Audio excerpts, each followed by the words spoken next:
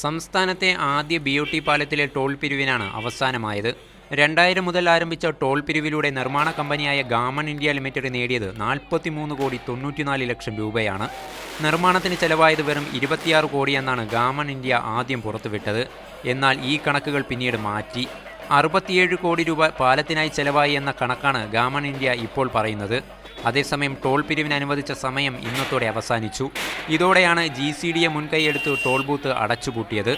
Gammon India ഇനി toll പിരിവിന് ശ്രമിച്ചാൽ കൂട്ടായ പരിശ്രമത്തിലൂടെ തടയുമെന്ന് GCDA ചെയർമാൻ N വേണുഗോപാലൻ പറഞ്ഞു.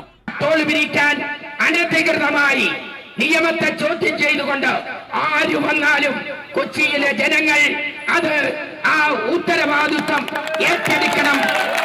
അതേസമയം GCDA ഗാമൺ ഇന്ത്യക്ക് നഷ്ടപരിഹാരം നൽകാൻ ശ്രമിച്ചാൽ ശക്തമായ സമരപരിപാടികൾ ആരംഭിക്കുമെന്ന് വിവിധ സംഘടനാ പ്രതിനിധികൾ പ്രതികരിച്ചു. നഷ്ടപരിഹാരം കൊടുത്തുകൊണ്ട് ഇവരെ മാറ്റുക എന്നുള്ള ഒരു ഹിഡൻ അജണ്ടയിൽ അതിന് നമ്മൾ സമ്മതിക്കില്ല. 2009 വരെ മാസത്തിൽ ഒരു പ്രാവശ്യം മാത്രമാണ് GCDA ടോൾ പിരിവിന്റെ കണക്കുകൾ പരിശോധിച്ചിരുന്നത്. എന്നാൽ ഹൈക്കോടതി നിർദ്ദേശപ്രകാരം എല്ലാ ദിവസവും കണക്കുകൾ പരിശോധിക്കാൻ GCDA നിർബന്ധിതരായി. ഇതോടെയാണ് ടോൾ പിരിവിലെ കൃത്രിമത്വം വെളിവായത്. മീഡിയ 1 കൊച്ചി.